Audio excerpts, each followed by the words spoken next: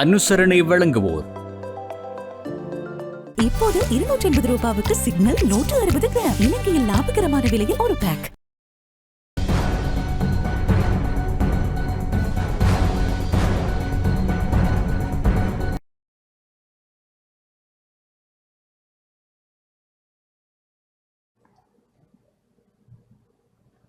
வணக்கம்.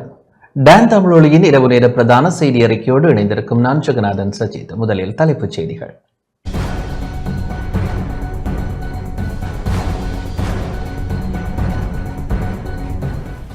நாட்டில் இருந்த வதை முகாம்கள் தொடர்பான விசாரணைகள் இடம்பெறும் என அமைச்சர் பிமல் ரத்நாயக்க கருத்து. நோயாளிகளுக்கு தேவையான மருந்துகளை கூட பெற்றுக் கொடுக்க அரசாங்கம் நடவடிக்கை எடுக்கவில்லை என எதிர்க்கட்சித் தலைவர் குற்றச்சாட்டு. கிளிநொச்சி ஆனையிறவு உப்பளத்தில் உப்பு உற்பத்தி இன்று ஆரம்பம். இளைஞர் மற்றும் விளையாட்டுத்துறை அமைச்சர் சுனில் குமாரகமகே மன்னார் மாவட்டத்திற்கு விஜயம். தென்னக்கோனுக்கு உதவிய குற்றச்சாட்டில் போலீஸ் கான்ஸ்டபிள் உள்ளிட்ட 2 கைது. யாழ்ப்பாணம் சுண்ணாகம் பகுதியில் இடம்பெற்ற விபத்தில் இளைஞர் உயிரிழப்பு.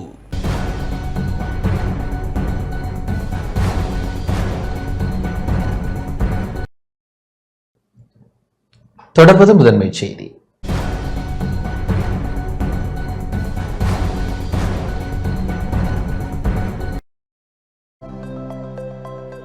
அனுசரணை வழங்குவோர்.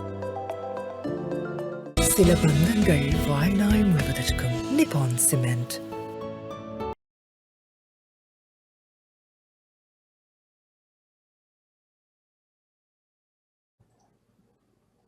நாட்டில் இருந்து வதை முகாம்கள் தொடர்பான விசாரணைகள் இடம்பெறும் என அமைச்சர் பிமல் ரத்நாயக்க தெரிவித்துள்ளார். நாட்டில் பல வதை முகாம்கள் இருந்ததாகவும் குறித்த வதை முகாம்கள் தொடர்பான விசாரணைகள் இடம்பெறும் எனவும் அமைச்சர் பிமல் ரத்நாயக்க இன்று வவுனியாவில் தெரிவித்துள்ளார். வவுனியா குடியிருப்பு பகுதியில் இன்று தேசிய மக்கள் சக்தியின் உள்ளூராட்சி மன்ற வேட்பாளர்களை சந்தித்து கலந்துரையாடிய பின்னர் இடம்பெற்ற ஊடக சந்திப்பில் அவர் இவ்வாறு தெரிவித்தார். எதிர்வரும் மே மாதம் நடைபெறவுள்ள உள்ளூராட்சி மன்ற தேர்தலில் தேசிய மக்கள் சக்தியில் போட்டியிடும் வேட்பாளர்களுடன் இன்று கலந்துரையாடல் இடம்பெற்றது. வேட்பாளர்கள் தமது பிரச்சார நடவடிக்கைகளை முன்னெடுப்பது, அவர்களது நடவடிக்கைகள் மற்றும் கட்சியின் நிலைப்பாடுகள் தொடர்பாக இங்கு பேசப்பட்டது. 3 வருடத்திற்கு முன்னர் நடத்த வேண்டிய இந்த தேர்தலை நாம் ஆட்சிக்கு வந்தவுடனேயே நடத்துகின்றோம். அரசாங்கம் ஒவ்வொரு செயற்பாடுகளையும் கட்டம் கட்டமாக செய்து வருகின்றது. அரசியல் கைதிகளை விடுவிக்க முடியும், ஆனால் அதனை உடனடியாக செய்ய முடியாது. நாம் ஆட்சிக்கு வந்து 4 மாதங்கள் தான் ஆகியுள்ளது. ஜனாதிபதிக்கு அதிகாரங்கள் இருந்தாலும் அதனை படிப்படியாக அதற்கான செயல்முறைகள் ஊடாகத்தான் செய்ய முடியும். காணிகள் உடனடியாக விடுவிக்கப்பட்டுள்ளது. வடக்கின் கை தொழிற்சாலைகளை மீள இயக்கும் நிலைக்கு கொண்டு வந்துள்ளோம். எமது அரசாங்கத்தின் வரவு செலவு திட்டத்தில் கூட முன்னைய அரசாங்கங்கள் ஒதுக்காத அளவு அதிக நிதியை நாம் வடக்கிற்கு ஒதுக்கியுள்ளோம். ஆகவே சில நடைமுறைகளை பின்பற்றித்தான் செய்ய வேண்டும். அந்த நடைமுறைகளின் பிரகாரம் அரசியல் கைதிகள் விடுவிக்கப்படுவர். பட்டலந்த போன்று பல வதை முகாம்கள் அந்த காலப்பகுதியில் இருந்துள்ளன. 1980ஆம் ஆண்டு காலப்பகுதியில் பட்டலந்த வதை முகாம் மாதிரி பல வதை முகாம்கள் இருந்தன. தெற்கில் ஜேவிபி யூஎன்பி பிரிந்து இருந்தது போன்று வடக்கில் எல்டிடிஇ, இபிடிபி, இபிஆர்எல்எஃப் என பிரிந்து செயல்பட்டிருந்தார்கள். வதை முகாம்கள் தொடர்பில் விசாரணைகள் முன்னெடுக்கப்படும். தமிழ், சிங்கள, முஸ்லிம் மக்கள் என எல்லோரும் பாதிக்கப்பட்டுள்ளார்கள். முதல் கட்டமாக எதிர்வரும் 10ஆம் தேதி முதல் பட்டலந்த வதை முகாம் விவாதம் ஆரம்பிக்கப்படும். எல்லா பிரச்சனைகளையும் உடனடியாக விசாரிக்க முடியாது. படிப்படியாக முன்னெடுக்கப்பட்டு இந்த நாட்டில் ஒரு நல்லிணக்கத்தை மீள கட்டியெழுப்ப வேண்டும். 1987-90 කාලේ ඒවකට පාලනයෙන් පවත්වාගෙන ගිහපු වදකාගාර අතිවිශාල ප්‍රමාණයක් ලංකාව තුළ තිබෙනවා. බටලන්ද කියලා කියන්නේ එකක් විතරයි. ඒ වගේම උතුරු පළාතේ, නැගෙනහිර පළාතේ, අනිත් ප්‍රදේශවලත් යුද්ධය තුළදී ආරක්ෂක වලින් වගේම වෙනත් සන්නද්ධ සංවිධාන වලින් පවත්වාගෙන ගිහපු වදකාගාර, සිර කඳවුරු අතිවිශාල ප්‍රමාණයක් තියෙනවා. එතකොට අපි ඉන්න ස්ථාවරය තමයි මේකෙදී මේවා පිළිබඳව සාධාරණ පරීක්ෂණයක් කරන්න ඕනකම තිබෙනවා. ඒක කොටස් දෙකකට. එකක් තමයි මේ අපරාධ සංවිධානය කරපු ඉතාම ඉහළ ඉතාම වගකීමක් දරන පුද්ගලයන්.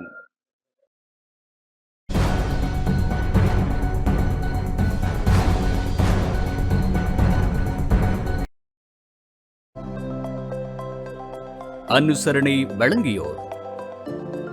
சில பந்தங்கள் வாழ்நாள் முழுவதற்கும். நிப்பான் சிமெண்ட். நோயாளிகளுக்கு தேவையான மருந்துகளை கூட பெற்றுக் கொடுக்க அரசாங்கம் நடவடிக்கை எடுக்கவில்லை என எதிர்க்கட்சித் தலைவர் சஜித் பிரேமதாச தெரிவித்துள்ளார். ஜனாதிபதி பதவியையும் பெரும்பான்மை பலத்துடன் இருக்கும் இந்த அரசாங்கத்தினால் மருந்து பற்றாக்குறையை இன்னும் தீர்க்க முடியாது போயுள்ளது என எதிர்க்கட்சித் தலைவர் சஜித் பிரேமதாச தெரிவித்துள்ளார். எதிர்வரும் உள்ளூராட்சி மன்ற தேர்தலை இலக்காக கொண்டு ஐக்கிய மக்கள் சக்தியின் மாத்தறை மாவட்ட வேட்பாளர்களுடன் இடம்பெற்ற சந்திப்பில் கலந்து கொண்டு உரையாற்றும் போதே அவர் இதனை தெரிவித்தார்.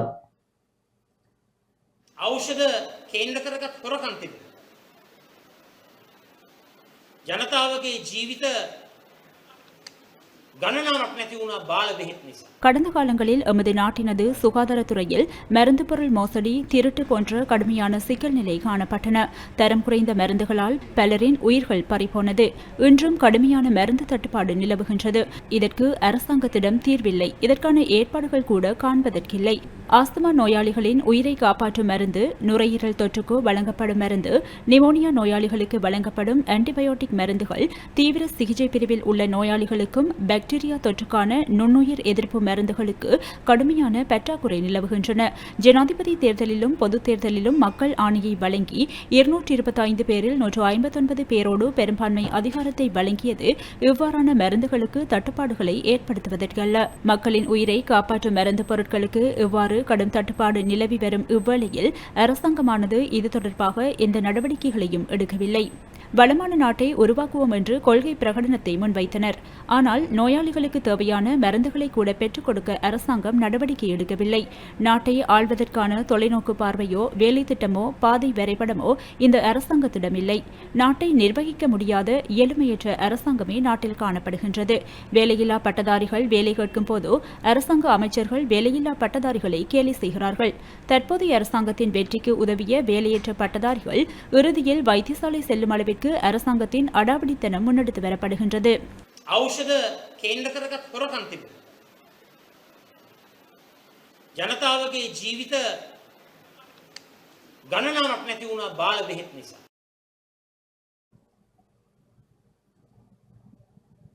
விளக்கமறியலில் வைக்கப்பட்டுள்ள நாடாளுமன்ற உறுப்பினர் சாமரசம்பத் திசாநாயக்க வெளியிலிருந்து உணவு கொண்டுவர அனுமதி வழங்குமாறு கோரிக்கை விடுத்துள்ளார். நாடாளுமன்ற உறுப்பினர் சாமரசம்பத் திசாநாயக்க விளக்கமறியலில் வைக்கப்பட்டுள்ள நிலையில் வெளியிலிருந்து உணவு கொண்டுவர அனுமதி வழங்குமாறு கொழும்பு சிறைச்சாலை அதிகாரிகளிடம் எழுத்து மூலமாக கோரிக்கை விடுத்துள்ளார். விளக்கமறியலில் வைக்கப்பட்டுள்ள கைதிகளுக்கு வழக்கமாக வழங்கப்படும் வசதிகள் நாடாளுமன்ற உறுப்பினர் சாமரசம்பத் திசாநாயக்கவிற்கும் வழங்கப்பட்டுள்ளது. அதற்கமைய ஒரு பாய், தலையணை, தட்டு மற்றும் கோப்பை என்பன வழங்கப்பட்டுள்ளன. இந்த நிலையில் வெளியில் இருந்து உணவு கொண்டுவர அனுமதி வழங்குமாறு கோரிக்கை விடுத்துள்ளார்.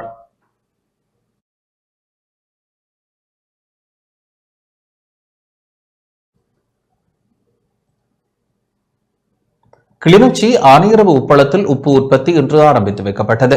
நவீன வசதிகளுடன் மீளமைக்கப்பட்ட ஆனையிறவு உப்பளத்தில் ரஜலுனு உப்பு உற்பத்தியை கைத்தொழில் அமைச்சர் சுனில் ஹந்துனெத்தி இன்று ஆரம்பித்து வைத்தார். கடந்த நாட்களில் நிலவிய உப்பு தட்டுப்பாட்டை நீக்கும் வகையில் கைத்தொழில் அமைச்சின் கீழ் உப்பு உற்பத்தியொன்றை அறிமுகப்படுத்துவது தொடர்பில் கடந்த சில வாரங்களாக அரசாங்கம் கவனம் செலுத்தியிருந்தது. அதன் பிரகாரம் நவீன உபகரணங்கள் மற்றும் பொதியுடல் வசதிகளுடன் மீளமைக்கப்பட்ட ஆனையிறவு உப்பளத்தில் ரஜலுனு என்ற பெயரில் உப்பு உற்பத்தி இன்று ஆரம்பித்து வைக்கப்பட்டுள்ளது. இத்தொழிற்சாலை ஊடாக இன்றிலிருந்து நுகர்விற்காக உப்பு சந்தைக்கு அனுப்பப்பட உள்ளது. நிகழ்வில் கடத்தொழில் அமைச்சர் ராமலிங்கம் சந்திரசேகர், பிரதியமைச்சர் சதுரங்க அபேசிங்க, நாடாளுமன்ற உறுப்பினர் க இளங்குமரன், வடமாகாண ஆளுநர் நா வேதநாயகன், மேலதிக அரசு அதிபர் நலாயினி இன்பராஜ், கண்டாவளை பிரதேச செயலாளர் த பிரதாகரன் உட்பட பலர் கலந்து கொண்டனர்.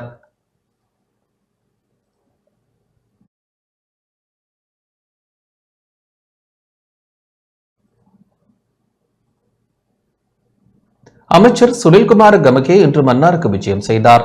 இளைஞர் மற்றும் விளையாட்டுத்துறை அமைச்சர் சுனில்குமார் கமகே இன்று மன்னார் மாவட்டத்திற்கு விஜயம் செய்தார்.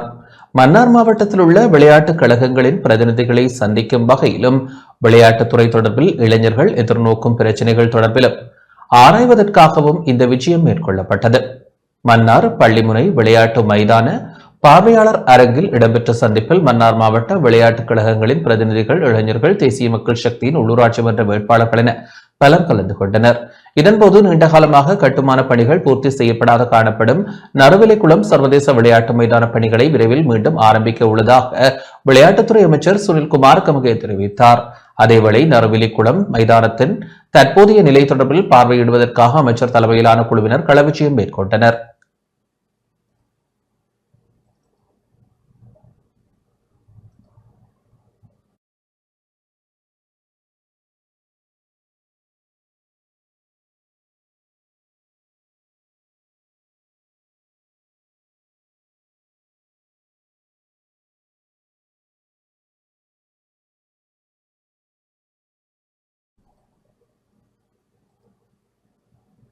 முல்லைத்தீவு மாவட்ட அபிவிருத்தி ஒருங்கிணைப்பு குழு கூட்டம் இன்று இடம்பெற்றது. இலங்கை அரசாங்கம் இந்தியாவை உரிய முறையில் அணுகுவதன் மூலம் முல்லைத்தீவில் பண்பாட்டு நடுவம் ஒன்றை அமைப்பதற்கான நிதி உதவியை இந்தியாவிடமிருந்து பெற்றுக்கொள்ள முடியும் எனவும் கூட்டுறவு பிரதியமைச்சரும் முல்லைத்தீவு மாவட்ட அபிவிருத்தி ஒருங்கிணைப்பு குழு தலைவருமான உபாலி சமரசிங்க அதற்கான நடவடிக்கைகளை மேற்கொள்ள வேண்டும் எனவும் நாடாளுமன்ற உறுப்பினர் ரவிகரன் ஆலோசனை வழங்கியுள்ளார். முல்லைத்தீவு மாவட்ட அபிவிருத்தி ஒருங்கிணைப்பு குழு கூட்டம் இன்று இடம்பெற்ற வேளை இவ்வாறு ஆலோசனை வழங்கினார். இதன்போது முல்லைத்தீவு மாவட்டத்தில் பண்பாட்டு நடுவம் ஒன்றை அமைக்க வேண்டும் என தீர்மானம் மேற்கொள்ளப்பட்டதுடன் இவ்வாறு எடுக்கப்பட்ட தீர்மானத்தை உரிய தரப்பினர்களுக்கு அனுப்பி வைக்கவும் முடிவெடுக்கப்பட்டது. பல வழிகளில் நாங்கள் முயற்சி செய்கிறோம். இதையும் நாங்கள் இந்த கூட்டத்தில் தீர்மானம் நினைக்கிறேன். அண்மையில் கௌரவ பாராளுமன்ற உறுப்பினர் அவர்களும் இதை பற்றி கதைத்திருந்தார். இந்த விடயத்தையும் நாங்கள் இந்த தீர்மானமாக எடுத்து முக்கியமாக கலாச்சார அமைச்சின் ஊடாக இந்த நிதி ஒதுக்குறதுக்குரிய ஏற்பாடு நாங்கள் செய்ய சம்பந்தமாக ஜிஏனோட வச்சிருந்தது.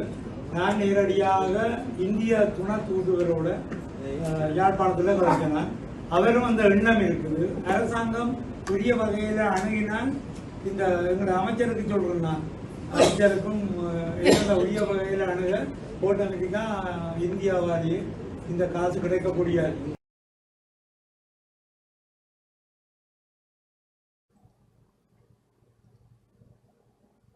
யாழ்ப்பாணம் உடுவில் பிரதேச ஒருங்கிணைப்பு குழு கூட்டம் தேசிய மக்கள் சக்தியின் நாடாளுமன்ற உறுப்பினர் ஸ்ரீ பவானந்தராஜா தலைமையில் இடம்பெற்றது.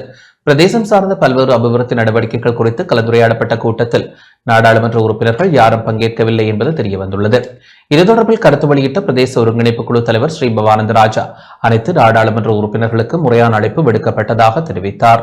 தேசிய மக்கள் சக்தி நாடாளுமன்ற உறுப்பினர் ஜெயச்சந்திரமூர்த்தி கலந்து கொள்ள முடியாமை தொடர்பாக அறிவித்தலை வழங்கியிருந்தார்.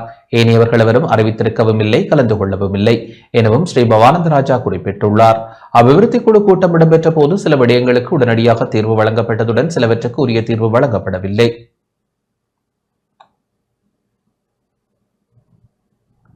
யாழ்ப்பாணம் சங்கானை பிரதேச செயலகத்தின் அபிவிருத்தி ஒருங்கிணைப்பு குழு கூட்டம் ஒருங்கிணைப்பு குழுவின் தலைவர் ஸ்ரீ பவானந்தராஜா தலைமையில் இடம்பெற்றது. இதில் வீட்டுத்திட்ட பிரச்சினை, கட்டாக்காலி கால்நடைகள் தொடர்பான பிரச்சினை, சுகாதாரம் தொடர்பான விடயங்கள், வீதி தொடர்பான விடயங்கள், விவசாயம் தொடர்பான விடயங்கள் என பல்வேறு விடயங்கள் தொடர்பாக கலந்துரையாடப்பட்டதுடன் சில விடயங்களுக்கு உடனடி தீர்வுகளும் வழங்கப்பட்டன. மேலும் ஏனைய பிரச்சினைகள் தொடர்பாக ஆராய்ந்து தீர்வுகள் வழங்கப்படும் என தெரிவிக்கப்பட்டது.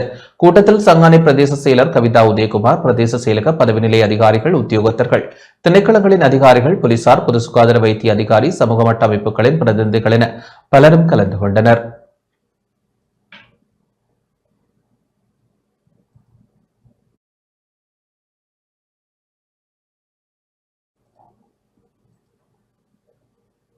மட்டக்களப்பு மண்முனை வடக்கு பிரதேச செயலக பிரிவிற்குட்பட்ட முன்பள்ளி ஆசிரியர்களுக்கான உள சமூக வலுவூட்டல் வான்மை விருத்தி தொடர்பான செயலமர்வு இன்று இடம்பெற்றது.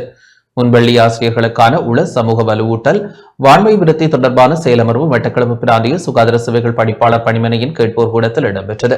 மாவட்ட செயலகம் மற்றும் மட்டக்களப்பு பிராந்திய சுகாதார சேவைகள் பணிப்பாளர் பணிமனை என்பன இணைந்து முன்பள்ளி பருவ அபிவிருத்தி மாவட்ட இணைப்பாளர் வி முரளிதரனின் ஒருங்கிணைப்பில் மாவட்ட அரசாங்க அதிபர் ஜஸ்டினா முரளிதரன் தலைமையில் பிராந்திய சுகாதார சேவைகள் பணிப்பாளர் ஆர் முரளீஸ்வரனின் ஆலோசனையில் மண்முனை வடக்கு பிரதேச செயலக பிரிவிற்குட்பட்ட முன்பள்ளி ஆசிரியர்களுக்கான செயலமர்வு நடாத்தப்பட்டது.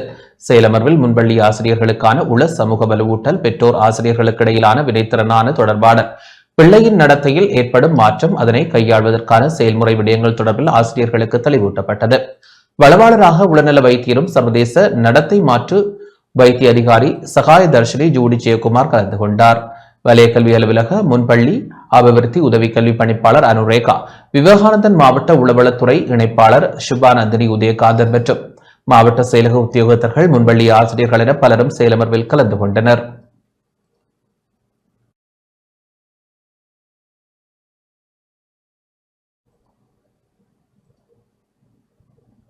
அம்பாறை சமாதான நீதவான்கள் சங்கமும் கல்முனை அக்கரைப்பற்று சாரணர் சங்கமும் இணைந்து நடாத்திய இஃப்தார் நிகழ்வு நேற்று மாலை இடம்பெற்றது. அம்பாறை மாவட்ட சமாதான நீதவான்கள் சங்கமும் கல்முனை அக்கரைப்பற்று சாரணர் சங்கமும் இணைந்து ஐக்கியம் இன நல்லிணக்கத்திற்காக ஏற்பாடு செய்த இஃப்தார் வைபவம் நேற்று இடம்பெற்றது. சமாதான நீதவான்கள் சங்கத்தின் தலைவர் ஜு.எல்.எம். ஹாசிம் தலைமையில் இடம்பெற்ற நிகழ்வின் போது அக்கரைப்பற்று ஜம்மியத்துல் உலமா சபையின் உபதலைவர் என் டி சர்ஜின் ருக்மானி நோன்பின் மாண்பு பற்றிய சொற்பொழிவு ஒன்றை நிகழ்த்தினார். இஃப்தார் நிகழ்வுகளுக்கான ஏற்பாடுகளை ஸ்ரீலங்கா முஸ்லிம் மீடியா போரத்தின் பிரதி தலைவரும் சமாதான நீதவான்கள் அமைப்பின் செயலாளருமான MF ரிஃபாஸ் மேற்கொண்டிருந்தார். அதிதிகளாக அக்கரைப்பற்று வலயக்கல்வி பணிப்பாளர், அக்கரைப்பற்று கல்முனை உதவி போலீஸ் அத்தியட்சகர்கள் உட்பட பலரும் கலந்து கொண்டனர்.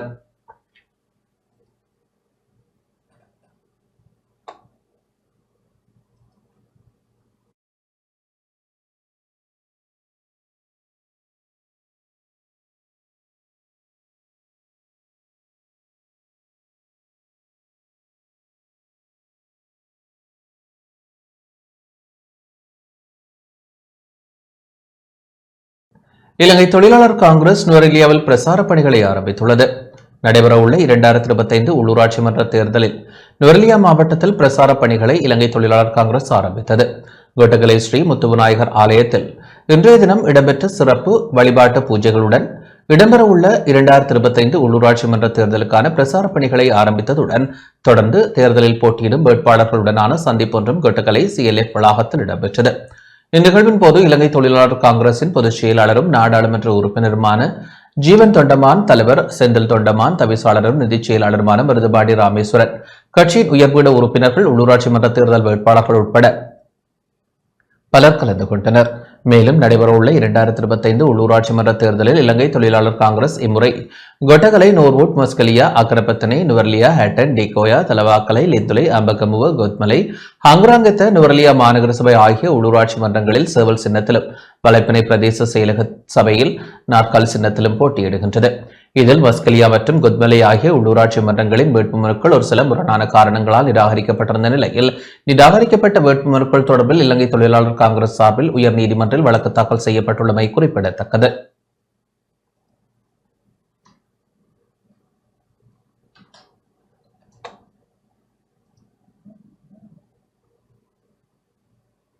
உள்ளூராட்சி சபை தேர்தல் தொடர்பில் இலங்கை தொழிலாளர் காங்கிரஸ் ஏற்பாடு செய்த முதலாவது தேர்தல் பிரசார கூட்டம் இன்று மாலை நுவரெலியா அக்கரப்பத்தனையில் இடம்பெற்றது. அக்கரப்பத்தனை பிரதேசத்திற்கான முதலாவது கூட்டம் காங்கிரசின் உபத்தலைவரும் முதன்மை வேட்பாளருமான S. சச்சிதானந்தன் தலைமையில் இடம்பெற்றது. இதில் இலங்கை தொழிலாளர் காங்கிரசின் பொதுச் செயலாளரும் நுவரெலியா மாவட்ட நாடாளுமன்ற உறுப்பினருமான ஜீவன் தொண்டமான், தலைவர் செந்தில் தொண்டமான், தவிசாளர் மருதுபாடி ராமேஸ்வரன், தேசிய அமைப்பாளர் P. சக்திவேல் மற்றும் ஆதரவாளர்கள் என பலர் பங்கேற்றனர். ஜனாதிபதி அவர்கள் ஹட்டன் நகரத்துக்கு வந்திருந்தாரு. தேர்தல் கால பகுதியில் ஹட்டன் பிரேகடனோன்னு ஒன்று வெளியிட்டிருந்தாங்க. அதில் தெளிவாக சொல்லியிருக்காங்க, மலைய மக்களுக்கு நாங்கள் காணி உரிமை வழங்குவோம். மலைய மக்களோட சம்பளத்தை 2138 ரூபா புள்ளி வச்சு சொல்லியிருக்காங்க. இந்த மாதிரி விடயங்கள் எல்லாம் சொல்லி நாங்களும் விமர்சிக்காம இருந்தோம். வரவு செலவு திட்டம் வரைக்கும் காத்திருந்தோம். வரவு செலவு திட்டம் மட்டும்தான் யதார்த்தம். அரசியல்வாதிகள் அரசியல் மேடையில் இதை சொல்லலாம் அதை சொல்லலாம், அதெல்லாமே இன்னைக்கு சரியா இருக்கும், நாளைக்கு பழையா இருக்கும். அதுக்கு அடியில் என்னென்ன எழுதி இருக்கும் அந்த புஸ்தகத்துல அது மட்டும்தான் நடக்குமே தவிர அதை தாண்டி வேற எதுவுமே நடக்காது. இப்ப உண்மைக்கும் சரியான முறையில் இந்த வரவு செலவு திட்டத்தில் மலையக மக்களை கணக்கில் எடுத்திருந்தா ஜனாதிபதி அவர்களுக்கும் ஆளுங்கட்சிக்கும் எதிர்கட்சியில இருந்திருந்தா கூட நான் ஆதரவு கொடுத்திருப்பேன். ஆனா ஒரு பக்கம் மலையக மக்களுக்கு சலுகையை கொடுத்துட்டு இன்னொரு பக்கம் உரிமையை பறிக்கிற மந்திரவாதிக்கெல்லாம் எனக்கு ஆதரவு கொடுக்க முடியாது. கிட்டத்தட்ட 7000 மில்லியன் நிதி ஒதுக்கீடு இருக்கு அப்படின்னு உங்ககிட்ட சொல்லியிருக்காங்க. ஆனா அந்த 7000 மில்லியன்ல 67% நிதி ஒதுக்கீடு இந்திய அரசாங்கம் கொடுத்திருக்க நிதி ஒதுக்கீடு. பாக்கி தான் இலங்கை அரசாங்கத்தின் நிதி ஒதுக்கீடு. 1700 ரூபாய் சம்பளம் சொல்லியிருக்காங்க. வரவு செலவு திட்டத்தில் எந்த இடத்துலையும் 1700 ரூபாய் சம்பளம் போடவே இல்லை. வீடு அமைப்பு நாங்க 5400 வீடு கட்டுவோம் சொல்லியிருக்காங்க. வரவு செலவு திட்டத்தை இன்னைக்கு இருக்கிற இளைஞர்கள் கூட இன்டர்நெட்ல போய் பார்க்க முடியும்.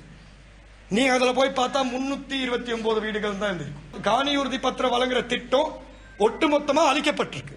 நாங்க அன்னைக்கு 1700 ரூபாய் சம்பளம் கேட்கிற நேரம் சில தொழிற்சங்கங்கள் என்ன சொன்னாங்கன்னா 1700 ரூபாய் கேட்டு மக்களை காட்டி கொடுக்குறாங்க. நாங்க அன்னைக்கு இவ்வளவுதான் முடியுங்கிறத உங்கள்கிட்ட சொன்னோம். 1350 ரூபாய் அடிப்படை சம்பளமா வாங்கி கொடுத்தோம்.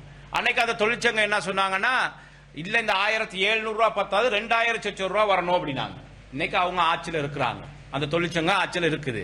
ஆனா இன்னைக்கு ஜனாதிபதி என்ன சொல்றாரு, 1700 ரூபாய் தோட்ட தொழிலாளருக்கு கொடுக்கணும் அப்படின்ட்டு. இதை தானே நாங்களும் அன்னைக்கு சொன்னோம். இன்னைக்கு நாட்டில் 159 பாராளுமன்ற உறுப்பினர் இருக்கிறாங்க, நாட்டு ஜனாதிபதி இருக்காரு, ஒரே அரசாங்கம். அவங்க நினைச்சா 2000 வாங்கி கொடுத்திருக்கலாம், வாங்கி கொடுக்க முடியல தானே. அதுதான் சட்டம். இன்னைக்கு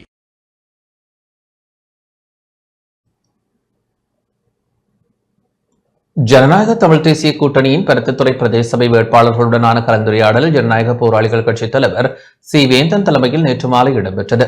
இதில் பிரதேச சபை வேட்பாளர்கள் எதிர்நோக்கும் பிரச்சினைகள் தொடர்பாக அவதானம் செலுத்தப்பட்டது. குறித்த கலந்துரையாடலில் ஜனநாயக தமிழ் தேசிய கூட்டணி இணைத் தலைவர்களான சித்தார்த்தன், சுரேஷ் பிரேமச்சந்திரன், வடக்கு மாகாண சபை முன்னாள் உறுப்பினர் ப கஜதீபன், பருத்தித்துறை பிரதேச சபை வேட்பாளர்கள் கலந்து கொண்டனர்.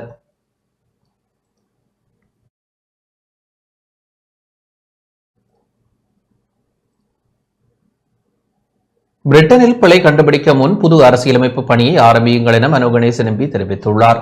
பிரிட்டன் அரசாங்கம் சார்பாக பிரிட்டிஷ் வெளிநாட்டு அமைச்சர் டேவிட் லெம்மி அறிவித்த தடைகள் இலங்கையில் தேசிய நல்லிணக்க செயற்பாட்டை குழப்புகிறது என இலங்கை வெளிநாட்டு அலுவல்கள் அமைச்சர் விஜித ஹேரத் கூறுகிறார் என தமிழ் முற்போக்கு கூட்டணி தலைவர் மனோ கணேசன் தெரிவித்துள்ளார். தனது எக்ஸ் தளத்தில் மனோ எம்பி இவ்வாறு தெரிவித்துள்ளார். பொறுப்பு கூற வேண்டியவர்கள் சட்ட விலக்கு பெற இடம் தரமாட்டோம் என்ற தமது தேர்தல் பிரசார வாக்குறுதிக்கு அமைவாக பிரிட்டிஷ் வெளிநாட்டு அமைச்சர் டேவிட் லெம்மி இலங்கையின் பிரஜைகள் 4 எதிராக அறிவித்த தடைகள் இலங்கையின் தேசிய நல்லிணக்க முயற்சிகளை குழப்புவதாக அமையும்.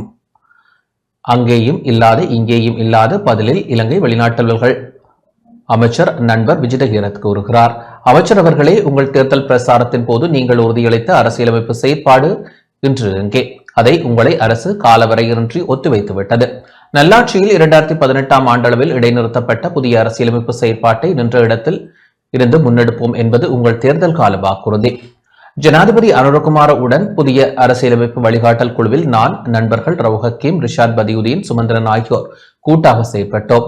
ஆகவே காலதாமதம் ஏற்பட முன் உடனடியாக புதிய அரசியலமைப்பு பணியினை ஆரம்பித்து தேசிய நல்லிணக்க இலக்கை அடையுங்கள். இதுதான் பிரிட்டிஷ் அரசாங்கத்திற்கு நீங்கள் தரக்கூடிய சரியான பதிலாக இருக்க முடியும் என தெரிவித்துள்ளார்.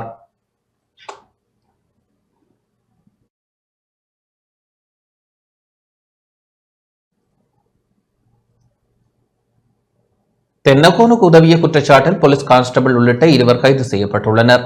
பணியிடை நீக்கம் செய்யப்பட்ட போலீஸ் மாதிபர் தேசபந்த தென்னக்கோனுக்கு உதவிய குற்றச்சாட்டில் போலீஸ் கான்ஸ்டபிள் உள்ளிட்ட 2 கைது செய்யப்பட்டுள்ளதாக போலீஸ் ஊடகப் பிரிவு தெரிவித்துள்ளது. விசேட பாதுகாப்பு பிரிவில் பணியாற்றி வரும் கான்ஸ்டபிள் மற்றும் தலவத்துக்குட பிரதேசத்தை சேர்ந்த ஒருவரும் இவ்வாறு கைது செய்யப்பட்டதாக தெரிய வருகின்றது. கடந்த பிப்ரவரி 17 முதல் மார்ச் மாதம் 19 வரையான காலப்பகுதியில் தேசபந்து தென்னக்கோன் நீதிமன்றில் முன்னிலையாகாமல் தலைமறைவாக இருப்பதற்காக குறித்த 2 உதவியுள்ளதாக தெரிவிக்கப்படுகின்றது. 2023 ஆண்டு வெலிகம பெலன பகுதியில் உள்ள ஒரு ஹோட்டலுக்கு அருகில் நடந்த துப்பாக்கிச் சூட்டு சம்பவம் தொடர்பாக கைது செய்ய பிடியாணை பிறப்பிக்கப்பட்டிருந்த தேசபந்து தென்னக்கோன் 20 நாட்கள் தலைமறைவாக இருந்த நிலையில் மார்ச் 19ஆம் தேதி நீதிமன்றில் சரணடைந்தமை குறிப்பிடத்தக்கது.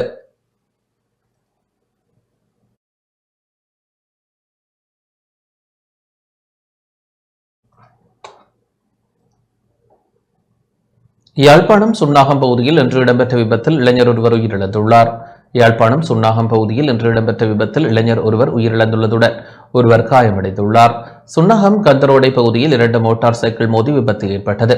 குறித்த விபத்தில் ஏழாலயத்திற்கு மயிலங்காட்டை சேர்ந்த 19 வயதான சிவராசா பிரவீன் என்பவரை உயிரிழந்துள்ளார். விபத்து தொடர்பாக சுன்னாகம் போலீசார் விசாரணைகளை மேற்கொண்டு வருகின்றனர். காலி பெந்தோட்டை போலீஸ் பிரிவிற்குட்பட்ட வராகன பிரதேசத்தில் உள்ள சுற்றுலா விடுதியொன்றில் உள்ள நீச்சல் தடாகத்தில் நீராடிக் கொண்டிருந்த வெளிநாட்டு பிரஜை ஒருவர் நீரில் மூழ்கி உயிரிழந்துள்ளதாக பெந்தோட்டை போலீசார் தெரிவித்தனர். இந்த சம்பவம் நேற்று இடம்பெற்றுள்ளது. 83 வயதான ஜெர்மன் பிரஜை ஒருவரை இவ்வாறு உயிரிழந்துள்ளார். இவர் சுற்றுலா விடுதியொன்றில் உள்ள நீச்சல் தடாகத்தில் நீராடிக் கொண்டிருந்த போது திடீரென நீரில் மூழ்கி உயிரிழந்ததாக போலீசார் தெரிவித்தனர். உயிரிழந்தவரின் சடலம் பாலப்பட்டி வைத்தியசாலையில் பிரேத அறையில் வைக்கப்பட்டுள்ளது. இது தொடர்பான மேலதிக விசாரணைகளை பெந்தோட்ட போலீசார் மேற்கொண்டு வருகின்றனர்.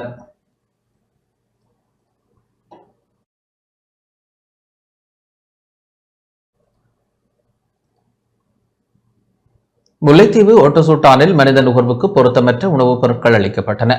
முல்லைத்தீவு ஓட்டசுட்டான் பகுதியில் சுகாதார பரிசோதகர்கள் நடத்திய திடீர் சோதனை நடவடிக்கையின் போது மனித நுகர்விற்கு பொருத்தமற்ற உணவுப் பொருட்கள் அளிக்கப்பட்ட சம்பவம் இன்று பதிவாகியுள்ளது. ஒட்டுசுட்டான் சுகாதார வைத்திய அதிகாரி பிரிவிற்குட்பட்ட பகுதியில் உள்ள உணவகங்களில் ஒட்டுசுட்டான் சுகாதார பரிசோதகர்களான லோஜிதன், டிலக்சன், நிருஷன் ஆகியோர் இணைந்து நடத்திய திடீர் சோதனை நடவடிக்கையின் போது உணவுக் கடை ஒன்றில் இருந்து 10 கிலோ ரொட்டி மற்றும் ரோல்ஸ் என்பன மனித நுகர்வுக்கு பொருத்தமற்றவை என அளிக்கப்பட்டன. குறித்த கடை சுகாதார சீர்களுடன் இயங்கி வந்தமையால் கடை மூடப்பட்டதுடன் கடையை மாற்றியமைக்க இன்றில் இருந்து கால அவகாசம் வழங்கப்பட்டுள்ளது. இல்லையேல் கடை உரிமையாளருக்கு எதிராக சட்ட நடவடிக்கை மேற்கொள்ளப்படும் என எச்சரிக்கை விடுக்கப்பட்டுள்ளது.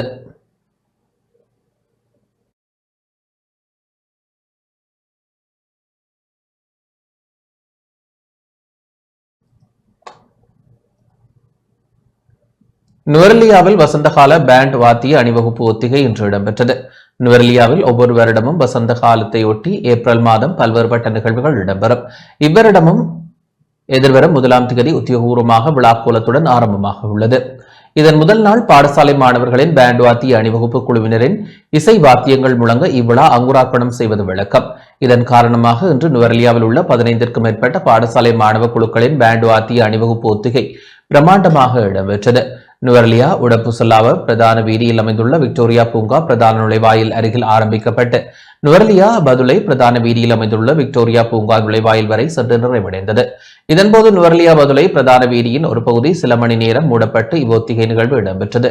இதேவேளை ஏப்ரல் மாத சித்திரை புத்தாண்டு விடுமுறை காலத்தில் அதிகளவான உள்நாட்டு வெளிநாட்டு சுற்றுலா பயணிகளை வரவேற்று மகிழ்விக்க சகல ஆயத்தங்களும் நுவரெலியா மாநகர சபை ஏற்பாட்டில் மேற்கொள்ளப்பட்டுள்ளமை குறிப்பிடத்தக்கது.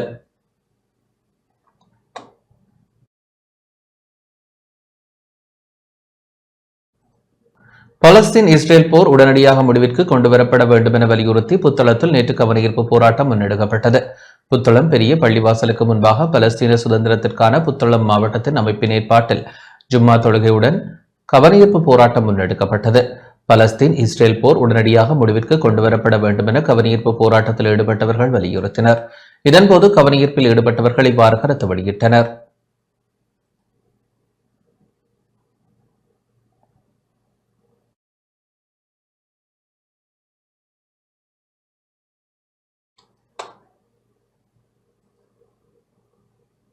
கிளிநொச்சி பரந்தன் பகுதியில் 20 கிலோ 150 கிராம் கேரள கஞ்சா கைப்பற்றப்பட்டுள்ளது. கிளிநொச்சி பரந்தன் பகுதியில் இலங்கை கடற்படையினர் போலீஸ் விசேட அதிரடிப்படையினருடன் இணைந்து மேற்கொண்ட விசேட தேடுதல் நடவடிக்கையின் போது சுமார் 20 கிலோகிராம் 150 கிராம் கேரள கஞ்சாவை ஏற்றிச் சென்ற லொரி கைப்பற்றப்பட்டுள்ளது.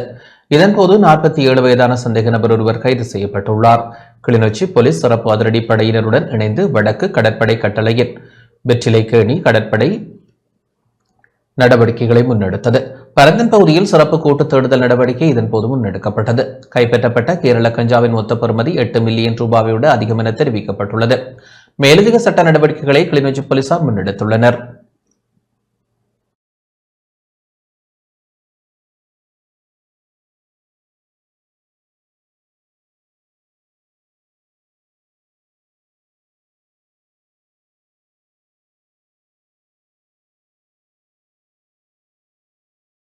நேற்று மேற்கொண்ட விசேட தேடுதல் நடவடிக்கையில் அந்த கடற்பகுதியில் மிதந்து கொண்டிருந்த கேரள கஞ்சா பொதிகளை கடற்படையினர் மீட்டுள்ளனர். 46 பொதிகளில் சுமார் 124 கிலோ 392 கிராம் ஈரமான எடையுடன் கேரள கஞ்சா மீட்கப்பட்டுள்ளது. இதன் பெறுமதி சுமார் 49 மில்லியன் ரூபாவுக்கும் மேல் இருக்கும் என கூறப்படுகின்றது. கடற்படையினரால் கைப்பற்றப்பட்ட குறித்த கேரள கஞ்சா பொதிகள் மேலதிக சட்ட நடவடிக்கைகளுக்காக தலைமன்னார் போலீஸ் நிலையத்தில் ஒப்படைக்கப்பட்டுள்ளன. முல்லைத்தீவு புதுக்குடியிருப்பு வைத்தியசாலைக்கு முன்பாக 2 கிராம் ஹெரோயின் போதைப் பொருளை உடமையில் வைத்திருந்த குற்றச்சாட்டில் பணி இடைநிறுத்தப்பட்ட கிராம சேவையாளர் ஒருவர் புதுக்குடியிருப்பு போலீசாரால் நேற்று கைது செய்யப்பட்டுள்ளார். கைது செய்யப்பட்ட சந்தேக நபர் விசாரணைகளின் பின்னர் நீதிமன்றில் முற்படுத்தப்பட உள்ளார். சந்தேக நபர் புதுக்குடியிருப்பு இரணைப்பாலை பகுதியைச் சேர்ந்த 38 வயதான பணி இடைநிறுத்தப்பட்ட கிராம சேவையாளர் ஆவார். இவர் புதுக்குடியிருப்பு பிரதேசத்தில் கிராம சேவையாளராக இருந்தபொழுது ஐஸ் போதைப் பொருள் பாவித்த குற்றச்சாட்டில் கைது செய்யப்பட்டு சட்ட வைத்திய அதிகாரியின் பரிசோதனையில் உறுதிப்படுத்தப்பட்டதனைத் தொடர்ந்து புனர்வாழ்வு அளிக்கப்பட்டு விடுதலையான பின்னர் கிராம சேவையாளர் பதவியிலிருந்து இடைநிறுத்தப்பட்டிருந்தமை குறிப்பிடத்தக்கது.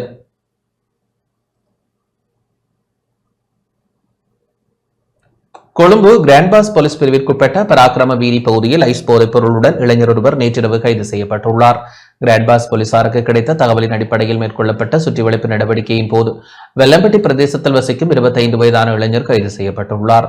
சந்தேக நபரிடமிருந்து 10 கிராம் 150 மில்லிகிராம் ஐஸ் போதைப் பொருள் மற்றும் 70,000 ரூபாய் பணம் என்பன கைப்பற்றப்பட்டுள்ளன.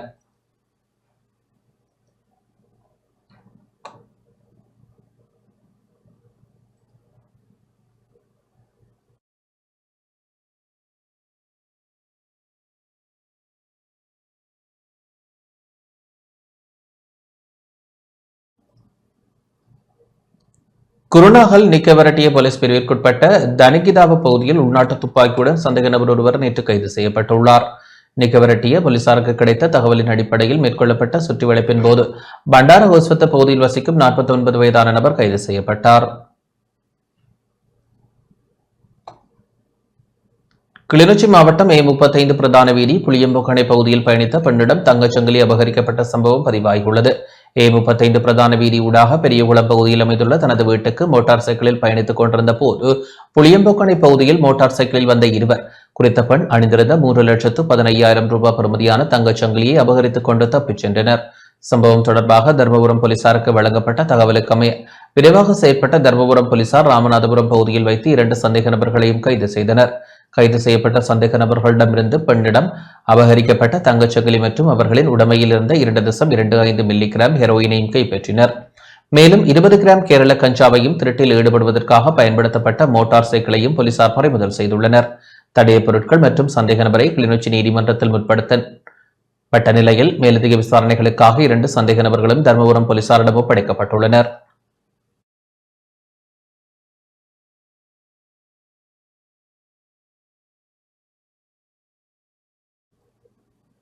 தொடர்வது வர்த்தக வாணிப செய்திகள்.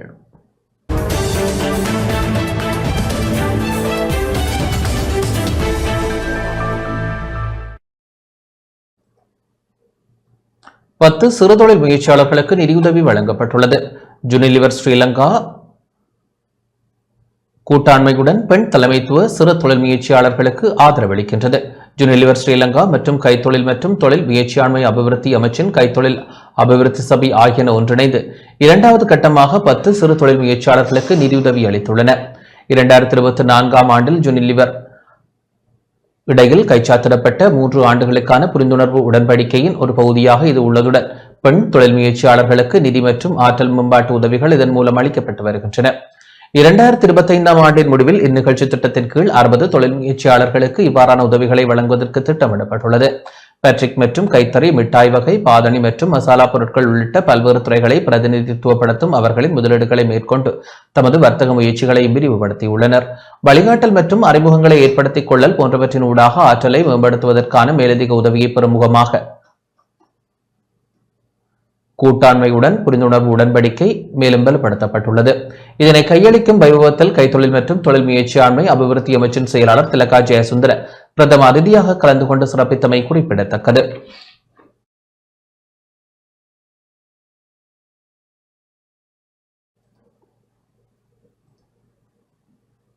இத்துடன் இந்த செய்தி அறிக்கை நிறைவடைகின்றது. வணக்கம்.